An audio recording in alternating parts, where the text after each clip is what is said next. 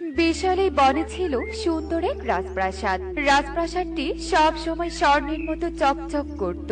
এই রাজপ্রাসাদে ছিল না কোনো রাজা, ছিল না কোনো প্রজা। বিশাল এই রাজ্যে ছিল ভয়ঙ্কর এক ডাইনি। ডাইনির রাজ্যে সোনা গহনা কোনো কিছুরই কমতি ছিল না।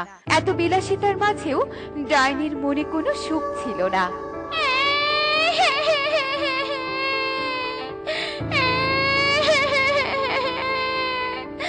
দিন দিন মনে হয় আমার জাদু শক্তি কমে যাচ্ছে।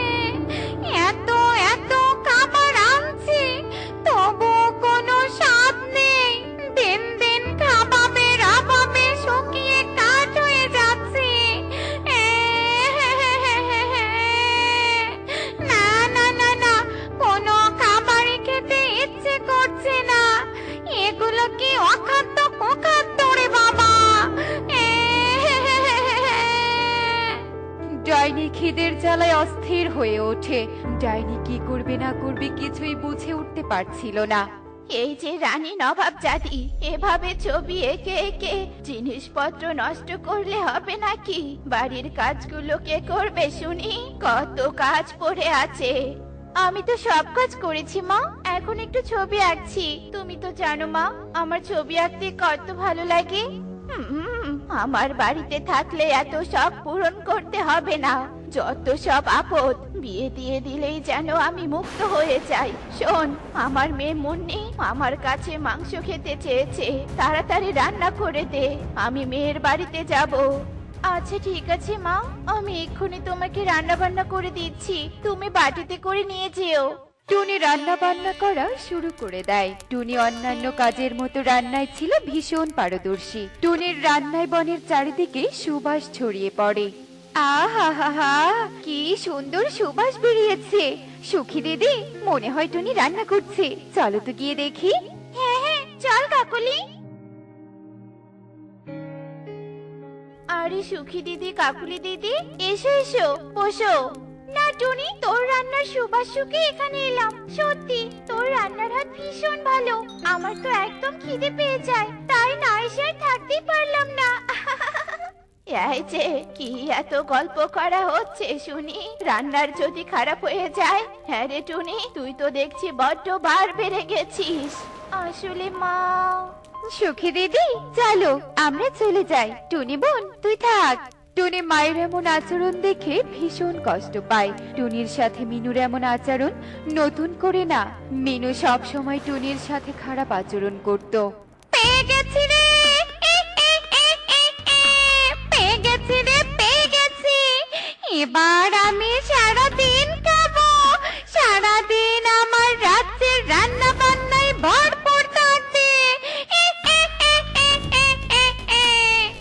ডাইনি ভীষণ খুশি হয় আর টুনিকে জাদু করে খাঁচায় বন্দি করে ফেলে। এ কি, আমাকে এভাবে কে বন্দি করলো? মা, আমার খুব ভয় করছে মা, আমার খুব ভয় করছে।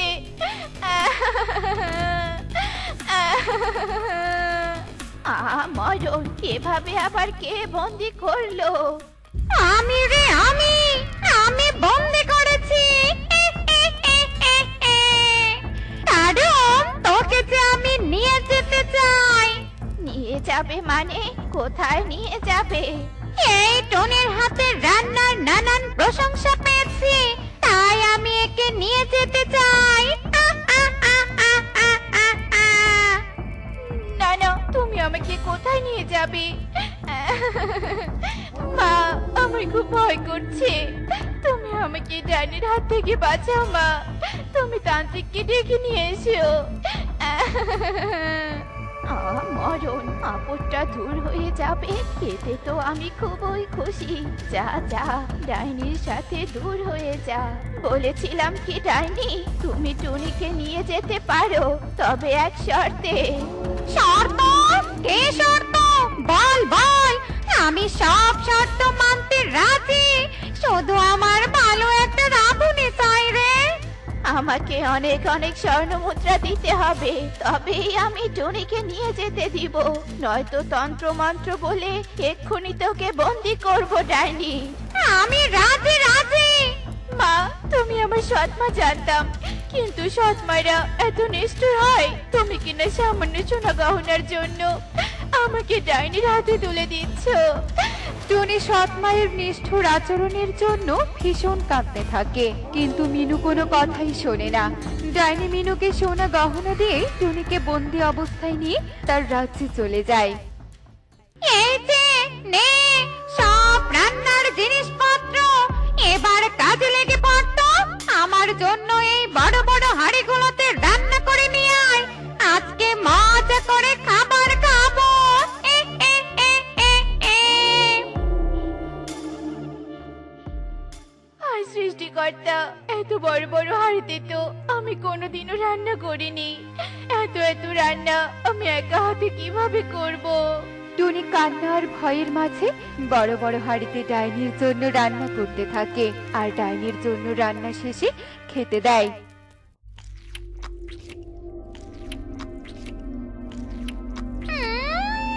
ভীষণ সুস্বাদু।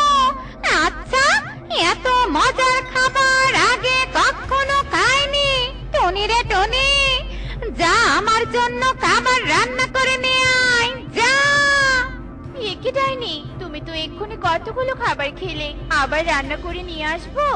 হ্যাঁ, রান্না করবি, আমার জন্য সারাদিন রান্না করে নিয়ে আসবি।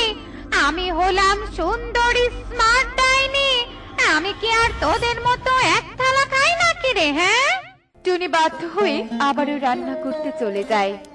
উফ, এত গরমে উনুনের তাপ আর সহ্য করতে পারছি না।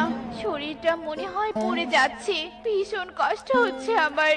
সৃষ্টিকর্তা, আমাকে এখান থেকে রক্ষা করো তুমি। টুনি কান্না করতে থাকে, আর এভাবেই কষ্টের মধ্য দিয়ে টুনির দিন কাটতে থাকে। দিন দিন এত এত রান্নার কারণে টুনি অসুস্থ হতে থাকে। মাসিমা, মাসিমা, শুনেছ মাসিমা? বাবা, মাসিমা, তুমি তো দেখছি শরীর ভর্তি গহনা পরেছো। এত টাকা পয়সা পেলে কোথায়? আর টুনিকে তো কয়েকদিন থেকে দেখছি না, টুনি কোথায়? টুনি, মানে টুনি আছে। টুনি এখন শহরে থাকে ওর মাসির বাড়িতে। মাসির বাড়ি? টুনির তো শহরে কোনো মাসির বাড়ি নেই, আর টুনি আমাদের এভাবে না বলে শহরে চলে গেল। মানে আমার অনেক কাজ পড়ে আছে, আমাকে এখন যেতে হবে। থাক তোরা। আরে কি হলো, মিনু মাসি ওভাবে চলে গেল কেন? নিশ্চয়ই কোনো কারণ আছে। বাদে তো কাকুলি, চল আমরা আমাদের কাজে চলে যাই। বলছিলাম কি ডাইনি, কতদিন থেকে আমি এই ঘরে বন্দি হয়ে রান্না করছি, আমাকে একটু বাইরে যেতে দাও না, আমার যে দম বন্ধ হচ্ছে। ঠিক আছে ঠিক আছে, যা, তবে বেশি দূর যাবি না কিন্তু। যত দূরে যাস না কেন, আমি তোকে ঠিক ধরে আনবো। তোর রান্নাটা আজ বেশি টেস্ট হয়েছে, তাই তোকে যেতে দিলাম। টুনি বাহিরের আবহাওয়া আলো বাতাস দেখতে পেয়ে ভীষণ খুশি হয়, আর টুনি বাইরে এসে ভীষণ খুশি হয়ে উঠতে থাকে। কিন্তু পাখিদের দেখতে না পেয়ে টুনির মন খারাপ হয়ে যায়, আর টুনি একটি পেঁপে গাছের নিচে বসে আবারও কাঁদতে থাকে। এই বনে একটা পাখিও নেই যার সাথে বসে আমি দুটো গল্প করতে পারবো। আমার আজ সবার কথা ভীষণ মনে পড়ছে।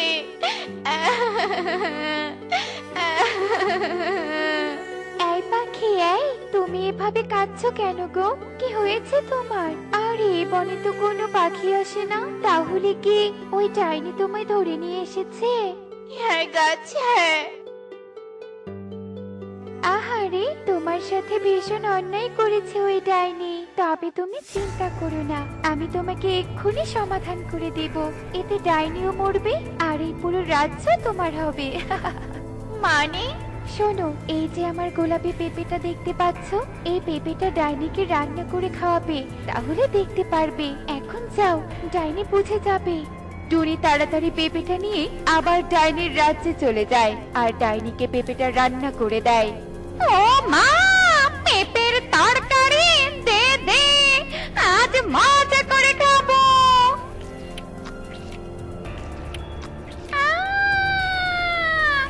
গলাটা জ্বলে যাচ্ছে কেন আমার? আমার খুব কষ্ট হচ্ছে। মরে গেলাম রে, মরে গেলাম, বাঁচাও।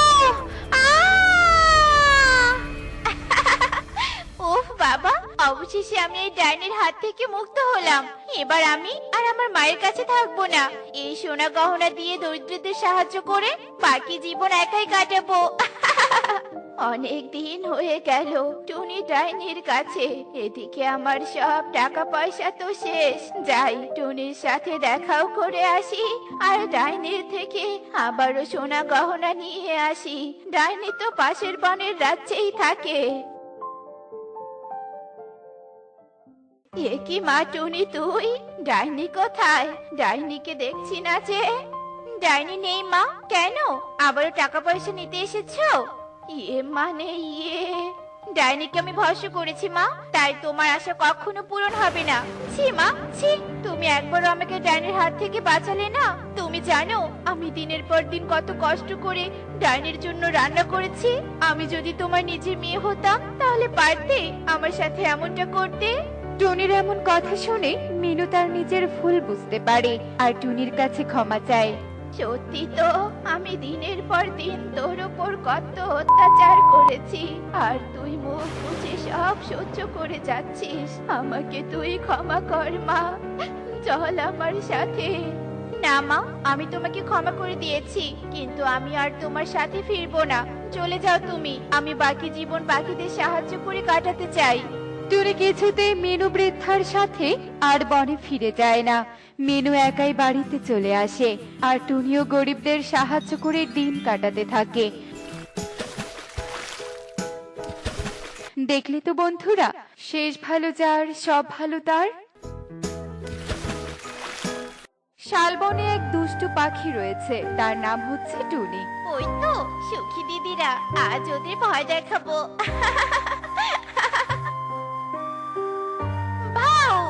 ওরে বাবারে, কে রে কে? টুনি, তুই? এক্ষুনি তো ভয়ে আমার জীবনটা বেরিয়ে যেত। এভাবে কেউ ভয় দেখায় বল? আমার তো ভালো লাগে ভয় দেখাতে। বদমাইশ টুনি, তোর কারণে আমার হাতের থালা বাসন সব নদীতে পড়ে গেছে। দাঁড়া, তোকে দেখাচ্ছি মজা। ভয়ে কোথায় পালাচ্ছিস টুনি? তোকে ধরতে পারলে না, ছাড়বো না তোকে।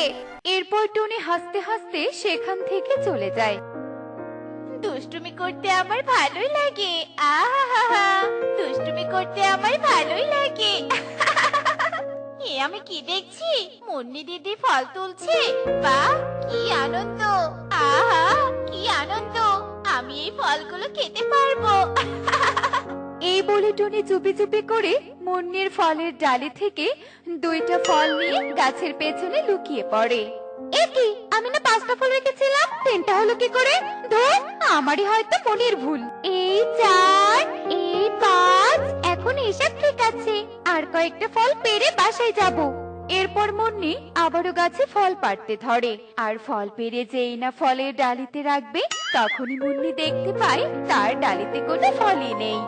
এ কি, আমি তো এক্ষুনি 5টা ফল রেখে গেলাম, এতটুকু সময়ের মাঝে ফলগুলো খেয়ে নিয়ে গেল। আমি তোর ফলগুলো নিয়েছি রে।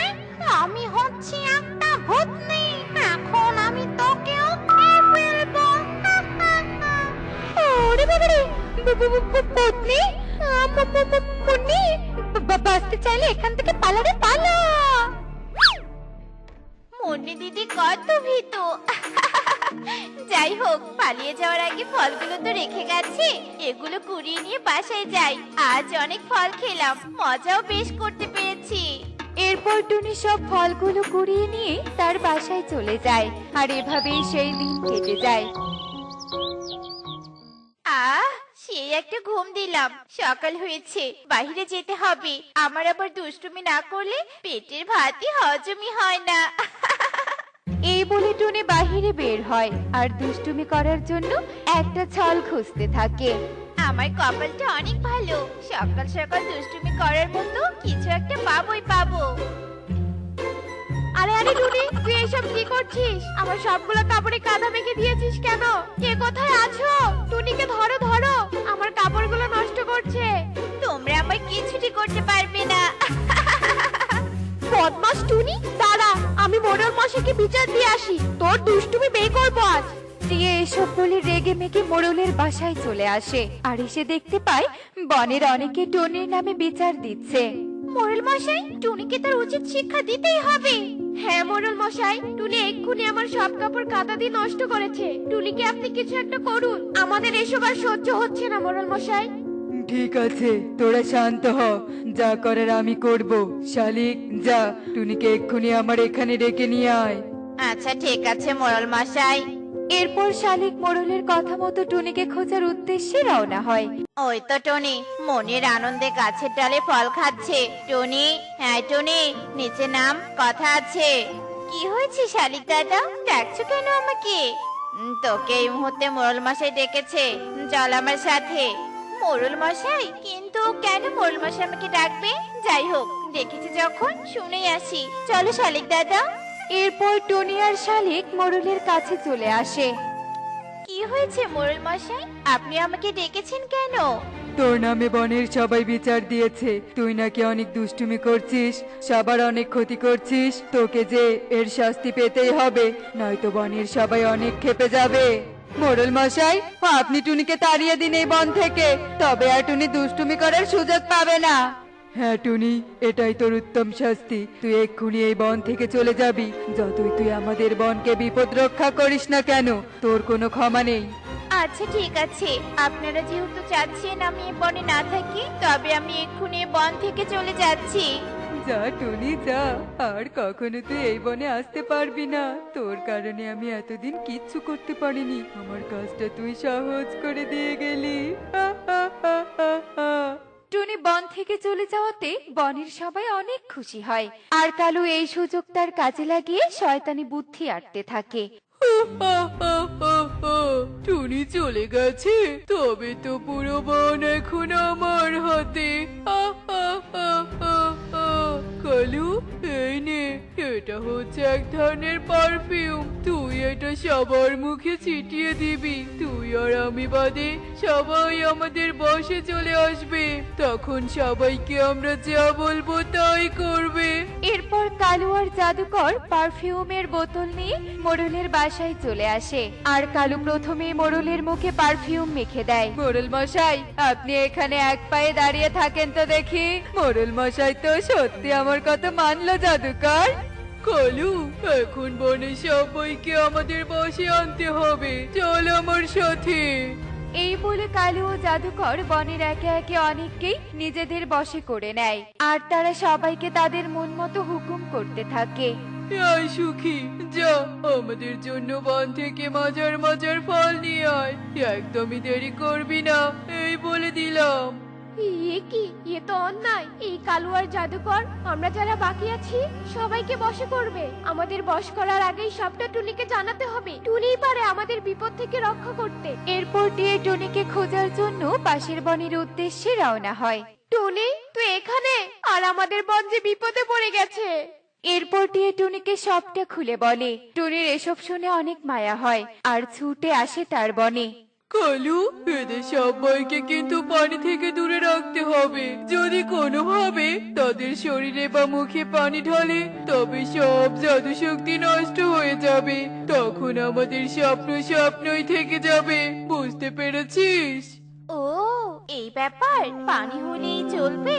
মোড়ল মশাই, আমি আছি আপনাদের সাথে, আর কষ্ট করতে হবে না আপনাদের। এই বলে টুনি বনের কুয়োর কাছে চলে যায় আর কুয়ো থেকে পানি এনে সবার মুখে পানি ছিটাতে থাকে। টুনি, তুই তুই এখানে কি করছিস? টুনি, তোর সাহস তো কম নয়। সবার মুখে পানি ছেটা বন্ধ কর, নয়তো তোর এর পরিণতি খুব খারাপ হবে, এই আমি বলে দিলাম। বদমাই জাদুকর, তুই আর কালু মিলে আমাদের সবাইকে বশ করে নিয়েছিলি। তোরা আমাদের কি ভেবেছিলি আমরা অনেক দুর্বল? যদিও ভেবে থাকিস, তবে ভুল ভেবেছিস। এদের দুজনকে এক্ষুনি লাঠি মেরে মেরে বন থেকে তাড়িয়ে দাও। এরপর বনের সবাই কালু আর জাদুকরকে লাঠি মেরে মেরে বন থেকে তাড়িয়ে দেয়। টুনি, তুই আমাদের ক্ষমা করে দে রে। তুই না থাকলে আমাদের বন অনেক বিপদে থাকে। হ্যাঁ টুনি, তুই আমাদের ক্ষমা করে দে। এখন থেকে তুই দুষ্টুমি করলে আমরা কেউ কিচ্ছুটি বলবো না। তোমরা সত্যি বলছো? হ্যাঁ টুনি। এরপর থেকে বনের সবাই অনেক হাসি খুশি থাকতে শুরু করে। দেখলে তো বন্ধুরা, এমনই এক সময় আসে যাকে সবাই তাড়িয়ে দেয়, সেই একদিন সবাইকে অনেক বড় বিপদ থেকে রক্ষা করে। এমনই সব মজার মজার শিক্ষণীয় টুনি পাখির গল্প দেখতে আমাদের সাথেই থেকো। আর গল্পটি কেমন হয়েছে তা কমেন্টে জানাতে ভুলো না কিন্তু। Bye bye.